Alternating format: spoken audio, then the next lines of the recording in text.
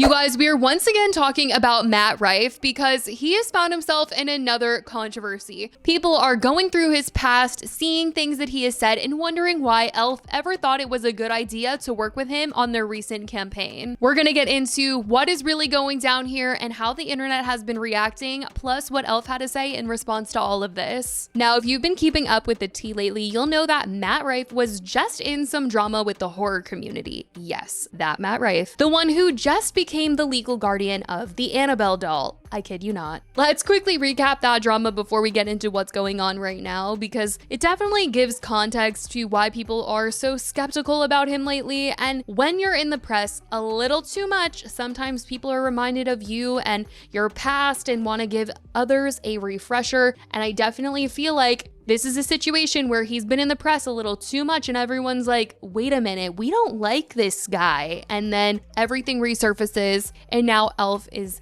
really hearing it from people. But if you haven't heard, Matt and another YouTuber, Elton, recently bought the actual occult museum collection of Ed and Lorraine Warren. Yes, the same ones behind The Conjuring and Annabelle. While they don't own the haunted artifacts outright, they are now the legal custodians. This includes the infamous Annabelle doll, which people believe carries a dark energy. The horror community has been super concerned, especially because of a recent incident where a paranormal investigator who toured with the doll was found dead. Even though police didn't find anything suspicious, fans have been connecting the dots and blaming bad energy. And now that a stand-up comedian is in charge of this archive, people are understandably shook. Matt also spoke out about his purchase and wanting to open this home up to the public for people to come and tour. And for a lot of people, this just wasn't sitting right. They were like, what does this comedian know about the horror community? Does he know what he's got himself into? He needs to be careful. This is something to be taken seriously. Is this all just a money grab for him? Though I will say some people who watch Matt's YouTube content did note that he has been involved in the horror community, so this wasn't entirely out of left field for him, but people weren't too happy that he was the one that was going to be taking over, just feeling like he wasn't going to be the most respectful because he just doesn't have the best reputation.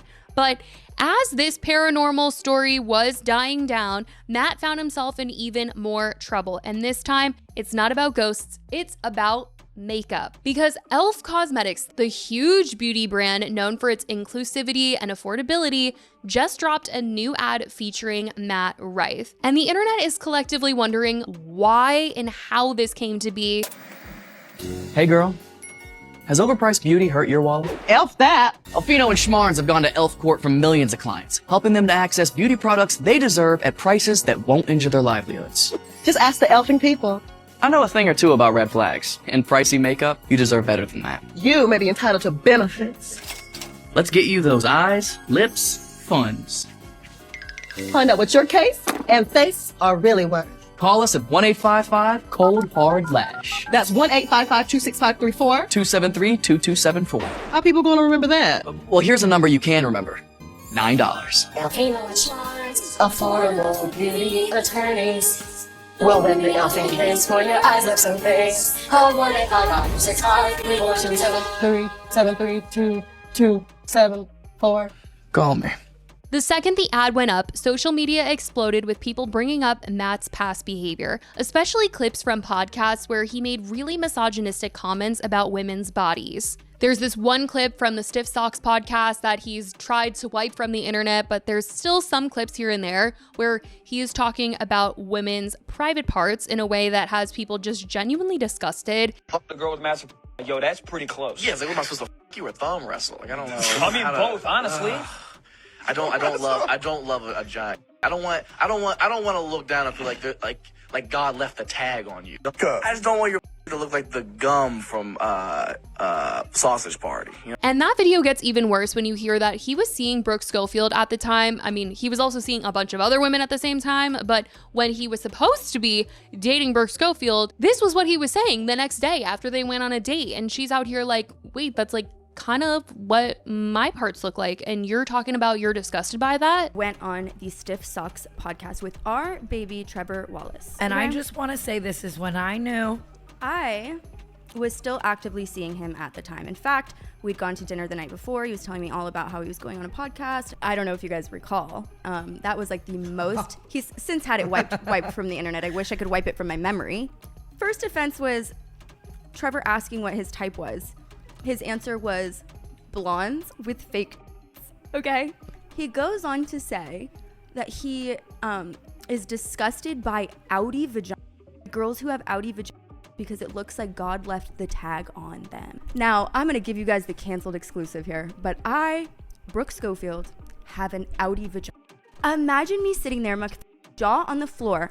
You guys thought that was disgusting. The public was like, oh my God, how horrible. Imagine how I felt. He literally just went on a podcast and was like, yeah, I'm repulsed by this bitch. And just last year in his Netflix special, Natural Selection, he opened with a DV joke. A joke about a woman getting a black eye for not knowing how to cook. People were stunned, especially since most of his fan base originally discovered him through flirty TikToks and crowd work clips that made him seem like this hot, nice guy comedian. And the internet does not forget. These clips resurfaced immediately with people tagging e.l.f. and asking how on earth they could work with someone who speaks about women like this. People said, does he even do makeup? I'm so confused. e.l.f. could have literally chosen anyone else. When did he get into makeup? Because last time I checked, he wasn't in that industry. Trying to figure out how a straight white male who has literally nothing to do with makeup was the best choice for this horrible campaign. What was the thought process? What has Matt Rife got to do with makeup? People were even throwing out their e.l.f. products following the ad, which I always kind of felt like this was maybe a little unnecessary because, well, you already bought it, so you might as well not let it go to waste. Don't promote the company, but if you got a concealer, just use it up till you're done. It just looks even worse because e.l.f. has made it a point to have it be known that they are a brand that is trying to empower women. On their website, they are constantly bragging about their efforts, talking about empowering legendary females. We're changing the e.l.f.ing board, talking about our board of directors are 78% women, 44% diverse. We are one of only 2 companies out of approximately 4,000 publicly traded US companies who can say that. What the e.l.f.? So this all just felt so off to people. Oh, e.l.f. Cosmetics hired Matt Rife for an ad campaign. e.l.f. Cosmetics? Yeah, the same e.l.f. Cosmetics that campaigned on more diversity and women represented in boardrooms? Yeah. The same e.l.f. Cosmetics that is very publicly supporting women in sports? Yeah. The very same e.l.f. Cosmetics that is all about empowering women and protecting women's rights? Yep. Partnered with Matt Rife, who very famously said he doesn't like women with big clits because it looks like God left the tag on them. Yep. The very same Matt Rife who has stated he doesn't pander to women and he makes his comedy for the bros. Yeah. The very same Matt Rife who opened his Netflix comedy special with a joke at the expense of domestic violence victims. Yeah. And this is how they're advertising it. Hey girl, are you a victim of overpriced beauty? If so, call our cold hard lash line? Yep, they made a victim's helpline advertised with the face of a man who made a joke about a woman getting punched in the face because she didn't cook well enough for her partner. Wow. What a complicated way for them to tell us they're not cruelty-free anymore. e.l.f. ended up addressing the drama, posting to social media on Thursday saying, "You know us. We're always listening, and we've heard you. This campaign aimed to humorously spotlight beauty and justice. We understand we missed the mark with people we care about in our e.l.f. community. While e.l.fino and Schmartz closes today, we'll continue to make the case against overpriced beauty." People also noted that e.l.f. recently raised their prices, so the fact that they were saying this was just another hot mess. People were still extremely upset with e.l.f. because even though they posted this apology, they hadn't removed the ad from their socials, which people were urging them to do in order to really mean their apology. One beauty creator online called out that maybe this was all on purpose to in fact drive conversation to e.l.f. and the brand as a whole through controversy. This is what happens when you put your faith in brands. Everyone's talking about e.l.f. right now, and I think that's exactly what they wanted you to do.